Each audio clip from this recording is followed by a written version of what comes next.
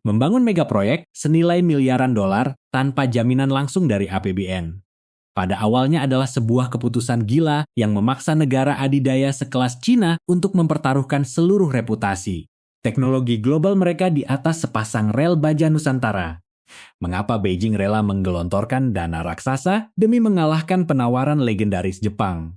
Padahal mereka tahu keuntungan finansial dari tiket perjalanan baru akan kembali dalam waktu puluhan tahun. Ini bukan sekadar tentang mempercepat waktu tempuh dari Jakarta ke Bandung, melainkan tentang perang pengaruh tingkat tinggi di mana posisi Indonesia sebenarnya bukan sebagai korban, melainkan sebagai pengendali papan catur geopolitik yang sesungguhnya. Kita seringkali disuapi oleh narasi luar yang bias, yang selalu menggambarkan negara kita sebagai pihak yang lemah dalam pusaran utang internasional, tanpa pernah berani mengungkap bagaimana strategi cerdas para perencana kebijakan domestik kita dalam memanfaatkan ambisi negara lain. Di channel ini, kita berbicara murni menggunakan korelasi data makro dan fakta empiris, tanpa pretensi dan tanpa dikte dari kepentingan eksternal.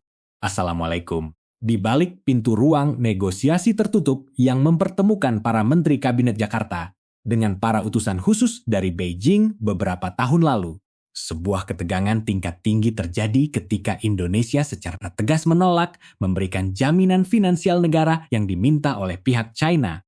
Posisi tawar yang sangat keras ini sempat diprediksi oleh banyak analis barat akan menemui jalan buntu dan membuat proyek kereta cepat pertama di Asia Tenggara ini batal total sebelum semen pertama, sempat diaduk. Namun, apa yang terjadi di lapangan justru sebaliknya. Ketegasan Jakarta memaksa China untuk melunakkan aturan perbankan mereka sendiri dan menyetujui struktur pendanaan berbasis perusahaan patungan yang membagi risiko secara radikal. Pertanyaannya adalah, mengapa China yang terkenal sangat pragmatis dan perhitungan dalam setiap investasi globalnya bersedia mengalah pada tuntutan sebuah negara berkembang di Asia Tenggara untuk memahami motif terdalam Beijing? Kita harus mengalihkan pandangan kita dari angka-angka investasi jangka pendek dan melihat peta besar strategi geopolitik yang dikenal sebagai sabuk dan jalan atau Belt and Road Initiative. Bagi China, ekspor teknologi kereta api cepat bukan sekadar urusan menjual rangkaian gerbong dan rel baja, melainkan sebuah instrumen diplomasi struktural yang dirancang untuk mengunci pengaruh teknologi mereka di seluruh dunia. Sebelum Wush resmi meluncur, China selalu kalah bersaing dengan Shinkansen Jepang atau TGV Prancis yang memiliki reputasi keselamatan dan rekayasa teknik selama puluhan tahun di pasar internasional. Beijing sangat membutuhkan sebuah etalase hidup di luar negeri, sebuah contoh nyata yang bisa mereka pamerkan kepada negara-negara di Timur Tengah, Eropa Timur, dan Amerika Latin untuk membuktikan bahwa teknologi kereta cepat mereka adalah yang terbaik dan paling efisien di dunia. Indonesia adalah panggung utama yang mereka pilih, dan kegagalan di panggung ini akan menghancurkan seluruh kredibilitas industri infrastruktur ekspor China secara global.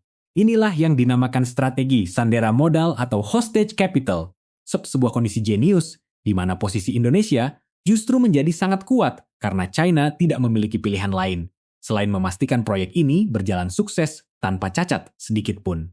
Jika proyek Wush ini mangkrak atau gagal beroperasi, maka seluruh dunia akan melihatnya sebagai bukti kegagalan sistem konstruksi China, yang secara otomatis akan mematikan peluang mereka untuk memenangkan tender-tender megaproyek bernilai ribuan triliun di wilayah benua lain. Sadar akan kerentanan posisi reputasi mereka, Beijing akhirnya bersedia menanggung berbagai beban teknis, melakukan transfer teknologi secara besar-besaran, hingga mengirimkan tim insinyur terbaik mereka untuk menyelesaikan tantangan geografis tersulit di sepanjang jalur volkanik Jawa Barat. Indonesia berhasil mengubah status proyek ini dari sebuah pinjaman menjadi sebuah kemitraan strategis di mana sang raksasa Asia dipaksa untuk terus berkomitmen menjaga stabilitas operasionalnya. Mari kita bongkar juga bagaimana proyek ini secara senyap memaksa terjadinya transfer keahlian teknologi tingkat tinggi yang belum pernah diberikan oleh negara maju manapun kepada tenaga kerja lokal.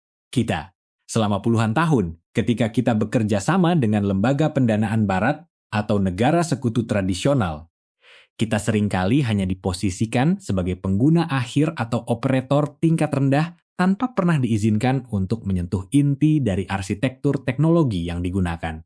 Namun, Klausul ketat yang disisipkan oleh pemerintah kita dalam kerja sama Wush mewajibkan adanya sertifikasi dan pelatihan intensif bagi ratusan masinis, teknisi persinyalan, dan ahli perawatan rel kereta api dari putra-putri terbaik bangsa. Hari ini, di balik kokpit kereta cepat yang melaju dengan kecepatan ratusan kilometer per jam, para pemuda Indonesia kini telah memegang kendali penuh atas sistem komputerisasi paling kompleks dalam dunia transportasi modern. Ini adalah investasi sumber daya manusia jangka panjang yang nilainya jauh melampaui hitungan bunga pinjaman finansial. Aspek ekonomi makro yang jarang diulas oleh media arus utama adalah bagaimana jalur rel cepat ini bertindak sebagai katalis penciptaan pusat pertumbuhan ekonomi baru di luar batas metropolitan Jakarta yang sudah mengalami kejenuhan akut. Pembangunan stasiun-stasiun modern di Padalarang dan Tegaluar bukan sekadar titik pemberhentian penumpang, melainkan sebuah magnet raksasa yang memicu lahirnya konsep kota mandiri berbasis transit atau transit-oriented development. Lahan-lahan yang dulunya merupakan kawasan pinggiran yang tidak produktif kini berubah menjadi pusat investasi properti, koridor bisnis digital, dan kawasan wisata terintegrasi yang menyerap modal domestik dalam skala masif. Kita sedang melihat sebuah strategi dekonsentrasi spasial, di mana pertumbuhan ekonomi tidak lagi bertumbuh pada pusat kota lama, melainkan didistribusikan secara dinamis sepanjang koridor infrastruktur tinggi ini. Ketakutan terbesar dari blok kekuatan barat dan para persaing regional kita adalah bagaimana Wush secara perlahan namun pasti telah mengubah standar ekosistem digital dan telekomunikasi di sepanjang koridor utama Pulau Jawa. Sistem persinyalan berkecepatan tinggi dan jaringan komunikasi internal yang digunakan oleh kereta cepat ini membutuhkan infrastruktur serat optik dan menara transmisi data dengan spesifikasi militer yang sangat ketat. Dengan terpasangnya sistem kendali berbasis teknologi China di sepanjang jalur strategis ini, standar telekomunikasi regional kita secara otomatis mengalami penyelarasan yang membuat perangkat dari pabrikan barat menjadi tidak kompatibel untuk masuk tanpa adaptasi biaya yang sangat mahal. Ini adalah kemenangan Katur Digital yang sangat senyap, di mana melalui jalur rel kereta api, China berhasil mengunci jalur transmisi data paling krusial di jantung ekonomi Indonesia.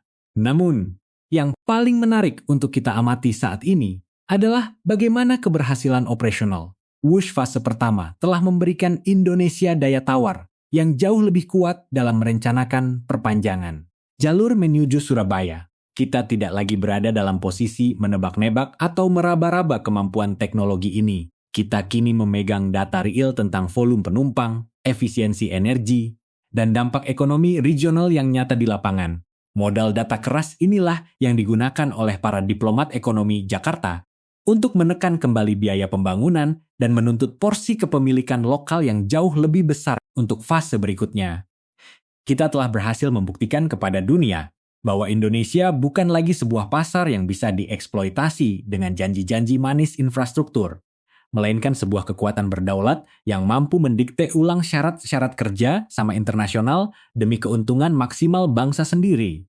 Narasi tentang perangkap utang yang selalu ditiupkan oleh media barat kini telah runtuh dengan sendirinya di hadapan fakta bahwa Wush terus mencetak rekor volume penumpang baru dan integrasi antar moda transportasi yang semakin sempurna setiap bulannya. Kereta cepat ini telah bertransformasi dari sebuah perdebatan politik menjadi sebuah kebutuhan mobilitas mendasar bagi jutaan warga negara yang menghargai efisiensi waktu dan produktivitas tinggi. Ketika masyarakat mulai merasakan bagaimana waktu tempuh antar kota bisa dipangkas secara radikal tanpa hambatan kemacetan, produktivitas ekonomi harian nasional kita secara otomatis mengalami lonjakan yang memperkuat daya saing makro Indonesia di tingkat regional. Pembangunan ini adalah investasi peradaban, sebuah langkah berani untuk melompat keluar dari belenggu infrastruktur lama menuju era baru mobilitas massa yang bersih dan terintegrasi. Penting bagi kita sebagai sebuah bangsa untuk melihat mega proyek ini dengan sudut pandang yang jernih, objektif, dan merdeka dari segala bentuk doktrinasi opini luar negeri yang seringkali didasari oleh rasa cemburu geopolitik. Kita harus menyadari bahwa di era ketidakpastian global saat ini, tidak ada satupun negara yang memberikan bantuan pendanaan tanpa adanya kepentingan strategis di baliknya. Kunci dari kejayaan diplomasi ekonomi kita terletak pada sejauh mana kita mampu membaca arah kepentingan negara adidaya tersebut. lalu memanfaatkannya sebagai pengungkit untuk mempercepat pembangunan fasilitas publik kita sendiri, tanpa harus mengorbankan kedaulatan politik luar negeri kita yang bebas dan aktif. Keberadaan Wush di atas tanah Jawa adalah bukti nyata dari kecerdasan strategi tersebut. Sebuah mahakarya diplomasi infrastruktur modern yang menempatkan Indonesia sebagai pemain utama yang disegani di kawasan Asia Pasifik. Lalu, kemana arah bandul geopolitik ini akan bergerak ketika rel kereta cepat ini akhirnya menyentuh kota Surabaya dan menyatukan seluruh kekuatan ekonomi Pulau Jawa menjadi satu kesatuan mesin produksi yang utuh? Bagaimanakah blok kekuatan Barat akan menyusun ulang strategi mereka di Asia Tenggara setelah melihat bahwa instrumen tekanan finansial tradisional mereka kini tidak lagi efektif untuk mendikte kebijakan pembangunan nasional kita? Fakta di lapangan telah berbicara dengan sangat lantang, melampaui semua analisis di atas kertas yang pernah meragukan kapasitas bangsa kita. Sekarang, dinamika catur global ini sepenuhnya berada di tangan generasi kita untuk terus dikawal dengan kecerdasan, ketelitian, dan kebanggaan penuh sebagai bangsa yang merdeka.